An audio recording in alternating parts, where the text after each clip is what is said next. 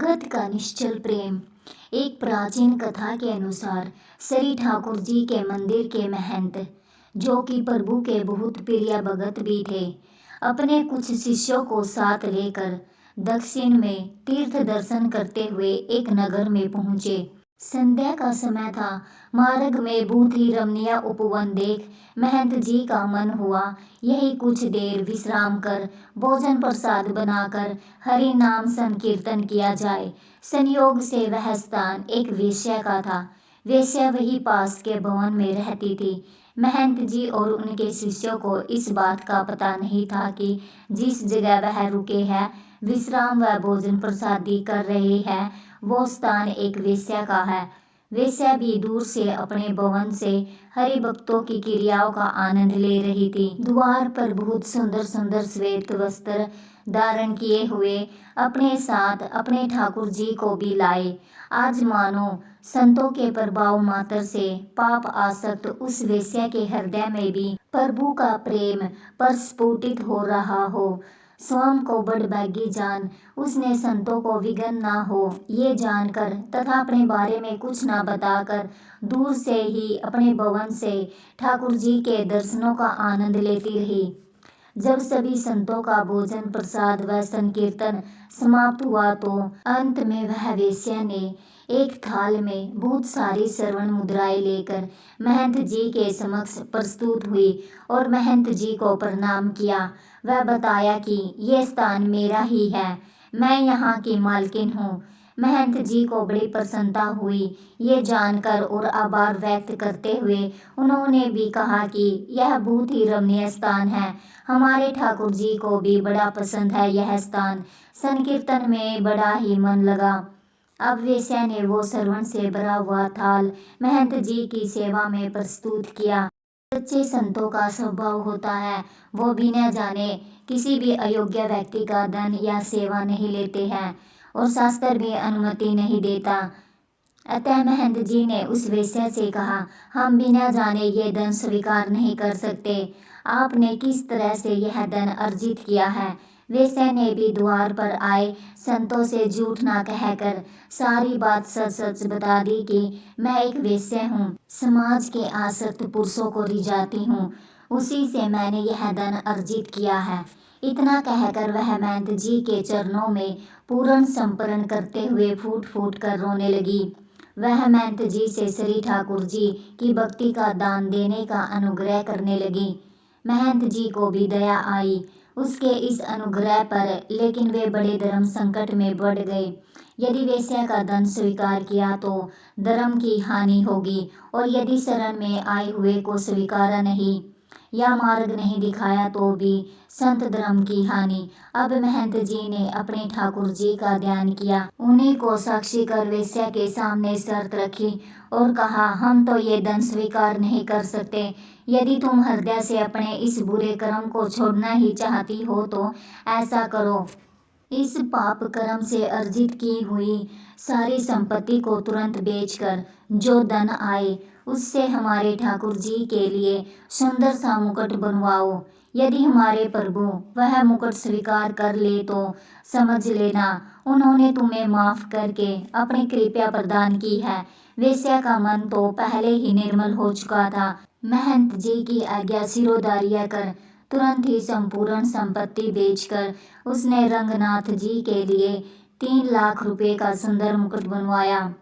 कुछ ही दिनों में वेश्या ने मुकुट बनवाकर अपने नगर से महंत जी के साथ ठाकुर जी मंदिर के लिए प्रस्थान किया। मंदिर पहुंचते ही जब यह बात समस्त ग्रामवासियों और मंदिर के पुजारियों को पता चली कि अब वेश्या के धन से अर्जित मुकुट ठाकुर जी धारण करेंगे तो सभी अपना अपना रोष व्यक्त करने लगे और महंत जी और इस वेश्या का मजाक उड़ाने लगे। महंत जी सिद्ध पुरुष थे और ठाकुर जी के सर्वविदित प्रेमी भगत भी थे, तो किसी ने उनका विरोध करने की चेष्टा नहीं की। अब देखिए, जैसे ही वो वेश्या मंदिर में प्रवेश करने लगी, द्वार तक पहुंची थी कि पूरव का पाप बीच में आ गया। वेश्या वही रजस्वला हो गई, माथा पीट लिया, अपना फूट फूट कर रोने लगी, मूर्छित होके भूमि पे गिर पड़ी। हाय महादुख, संत की कृपा हुई, ठाकुर जी का अनुग्रह प्राप्त होने ही वाला था कि रथ सवला हो गई, मंदिर जाने लायक ही ना रही। सब लोग हंसी उड़ाने लगे, पुजारी भी महंत जी को कोसने लगे। अब महंत जी क्या करते? उन्होंने वेश्या के हाथ से मुकुट लेकर सोमरंगनाथ जी के गर्भगृह प्रवेश कर श्री ठाकुर जी को मुकुट पहनाने लगे। इधर महंत जी बार बार मुकुट प्रभु के मस्तक पर धराए और रंगनाथ जी धारण ही ना करे। मुकुट बार बार रंगनाथ जी के मस्तक से गिर जाए। अब तो महंत जी भी निराश हो गए, सोचने लगे हमसे ही बहुत बड़ा अपराध हुआ है। शायद प्रभु ने उस वेश्या को स्वीकार नहीं किया, इसलिए ठाकुर जी मुकुट धारण नहीं कर रहे हैं।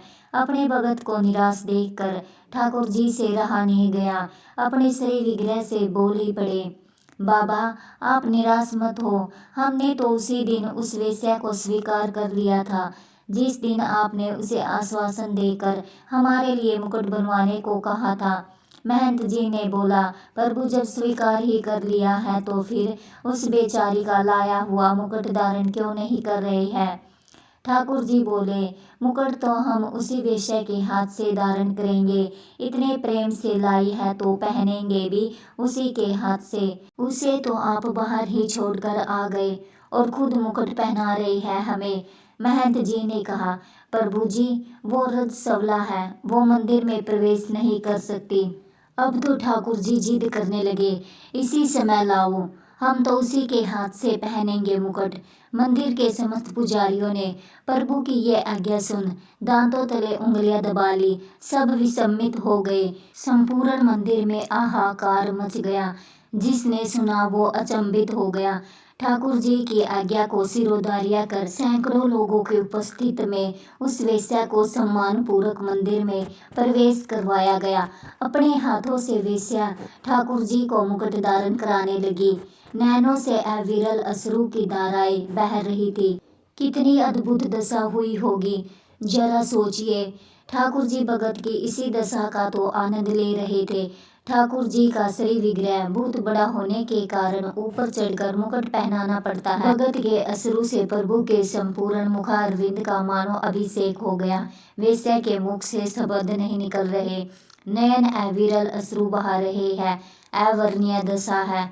आज ठाकुर जी ने उस प्रेम स्वरूप भेंट स्वीकार करने हेतु अपना मस्तक नीचे झुका दिया और मुकुट धारण कर उस वेश्या को वो पद प्रदान किया जिसके लिए बड़े बड़े देवता संत महात्मा हजारों वर्ष तप अनुष्ठान करते हैं, पर उन महाप्रभु का अनुग्रह प्राप्त करने में असमर्थ रहते हैं। कोटि कोटि वंदन है ऐसे संत को जो उस अनधिकारी वेश्या पर अनुग्रह कर श्री गोविंद के चरणों का अनुसरण करवाया। वास्तव में प्रभु का ये शाश्वत सत्य स्वरूप है, सिर्फ और सिर्फ प्रेम से रिश्ते हैं। लाख जतन कर लो, हजारों नियम कायदे बना लो, परंतु यदि भावपूर्ण भक्ति नहीं है तो सब व्यर्थ है। दीन दयाल करुणा निदान प्रभु तक जब किसी भगत की करुणा पुकार पहुंचती है तो अपने आप को रोक नहीं पाते और दौड़े चले आते हैं निज भगत के पास। प्रभु तो स्वयं प्रेम की डोरी में स्वयं बंधने के लिए तत्पर रहते हैं, परंतु उन्हें निश्चल प्रेम में बांधने वाला कोई विरला ही होता है। आशा करती हूँ आपको यह कहानी पसंद आई होगी। अगर कहानी पसंद आई है तो चैनल को लाइक और सब्सक्राइब करें। राधे राधे दोस्तों।